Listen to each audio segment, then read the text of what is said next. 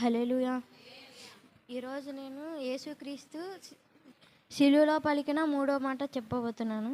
యోహాను సువార్త 19వ అధ్యాయం 26, 27 వచనాలు. యేసు తన తల్లియు తన ప్రేమించిన శిష్యుడును దగ్గర నిలుచుండుట చూచి, అమ్మా, ఇదిగో నీ కుమారుడని తన తల్లితో చెప్పాను. తరువాత శిష్యుడిని చూచి, ఇదిగో నీ తల్లి అని చెప్పాను. ఆ గడియ నుండి శిష్యుడు ఆమెను తన ఇంట చేర్చుకొనెను. దీంట్లో ఏం చూడొచ్చు అంటే, యేసుక్రీస్తు మనందరి కోసం, మన పాపాల కోసం, మన శాపాల కోసం సిలువలో మరణించడానికి వచ్చారు. ఆయన ఆయన వచ్చిన పని అయిపోయింది, నేను వచ్చిన పని అయిపోయింది కదా, నేను మరణించా కదా, నాకు ఇంకెవరు ఏమైపోయినా పర్లేదు అనుకోకుండా తన తల్లిని తను మరణించిన తర్వాత తన తల్లిని ఎవరొకరు చూసుకోవాలని తన ప్రియ శిష్యుడిని పిలిచి తన ప్రియ శిష్యుడితో చెప్తాడనమాట ఈ మాట. నా తల్లిని నువ్వు జాగ్రత్తగా చూసుకోవాలి నేను వచ్చేంత వరకు అని. దీన్ని బట్టి మనం మన తల్లిదండ్రుల పట్ల బాధ్యతగా ఉండాలి. వాళ్ళు చెప్పిన మాటకి విధేయతగా ఉండాలి. వాళ్ళు ఏం చెప్పినా నేను చెయ్యను, నేను ఎందుకు చెయ్యాలి అనకుండా మన వంతు సహాయం మనం చేయాలి. వాళ్ళు చెప్పిన మాటకి మనం విలువనియ్యాలి. అలాగే కొంతమంది పిల్లలు ఎలా ఉంటారంటే, ఒకళ్ళేమో తల్లిదండ్రులు ఏం చెప్పినా చేస్తారు, ఏ పని చెప్పినా ఏం చెప్పినా చేస్తారు. కొంతమంది ఏమో కొన్ని చేస్తారు, కొన్ని చేయరు. ఇంకొంతమంది ఏమో అసలు నేను చేయనంటే చేయను అంటారు. ఇంకొంతమంది ఏమో మదర్స్ డే, ఫాదర్స్ డే అప్పుడు అనమాట ఒక గిఫ్ట్ ఇస్తారు. దాంట్లో ఒక ఫోటో పెట్టేసి స్టేటస్లో పెట్టి అయిపోయింది. సంవత్సరానికి ఒకసారి అనమాట తల్లి మీద తండ్రి మీద ప్రేమ వచ్చింది. నాన్న మీద ఏమో ఫాదర్స్ డే అప్పుడు అనమాట ఒక గిఫ్ట్ ఇచ్చి మళ్ళీ ఫోటో పెట్టి ఒక పాట పెడతారు, నాన్నకు ప్రేమతో అని. ఒక పాట పెట్టి ఇంకా అయిపోయింది. ఆ రోజు మళ్ళీ నెక్స్ట్ ఇయర్కి అనమాట మళ్ళీ వాళ్ళ మీద ప్రేమ వచ్చింది. అలా కాకుండా మనం ఎప్పుడూ తల్లిదండ్రుల మీద విధేయతతో ఉండి వాళ్ళ చెప్పిన మాటకి విలువనిచ్చి వాళ్ళతో ఎప్పుడు ప్రేమగా ఉండాలి. వాళ్ళ పట్ల మనం బాధ్యతగా ఉండాలి. వాళ్ళని ఎప్పుడు మంచిగా చూసుకోవాలి. అలాగే నిర్గమకాండము 20వ అధ్యాయం 12వ వచనం చూసుకుందాం.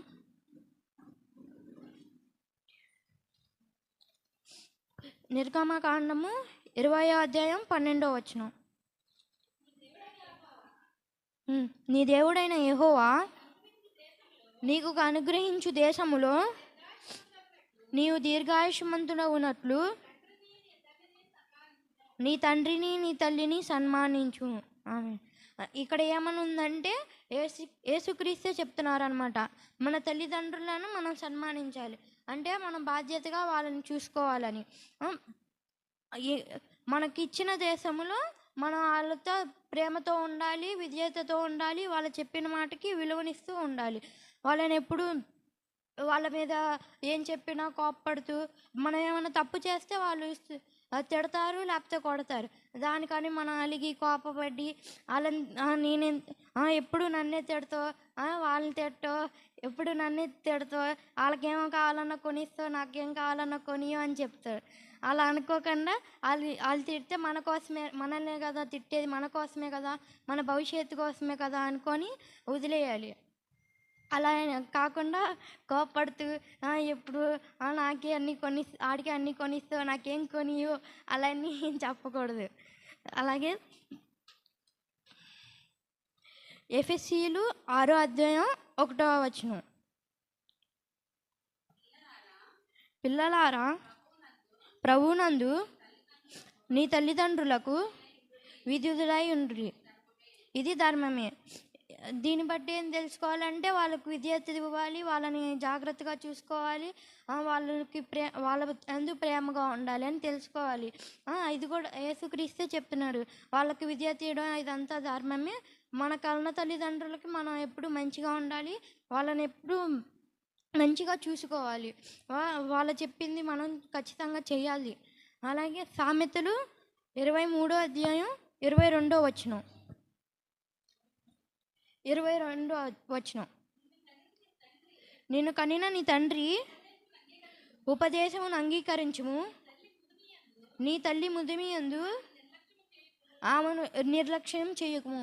దీన్ని బట్టి ఏం తెలుసుకోవాలంటే, యెహోవా యేసుక్రీస్తుని వాళ్ళ పాపుల కోసం నువ్వు సిలువ అందు మరణించు అంటే యేసుక్రీస్తు వాళ్ళ కోసం నేనెందుకు చనిపోవాలి అనుకోకుండా భూమికి దిగి వచ్చి మన పాపాల కోసం మన శాపాల కోసం సిలువలో మరణిస్తారు.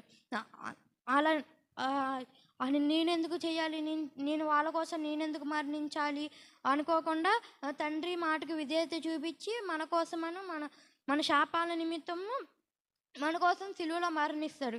అలాగే మన తండ్రిని కూడా మనం గౌరవించి వాళ్ళ పట్ల విధేయత చూపించి ఉండాలి.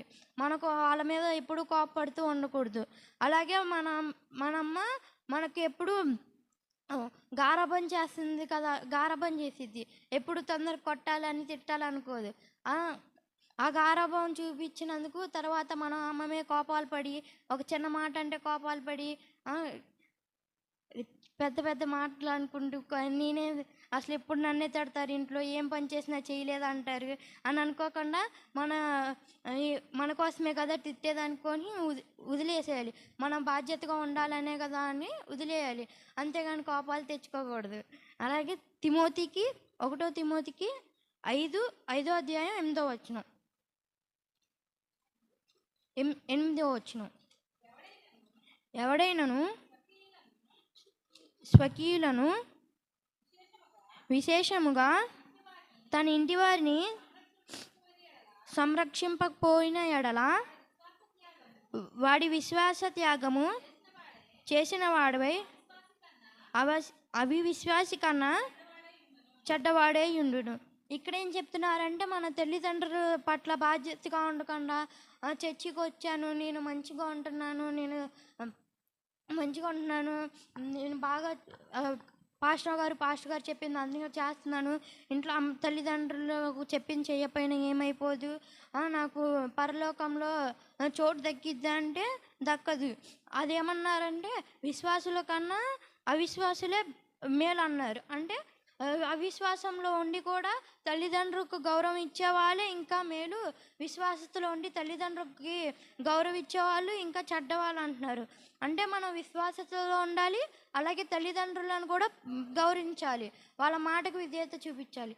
ఈ చిన్న వాక్యం దేవుడు దించిన ఆమె.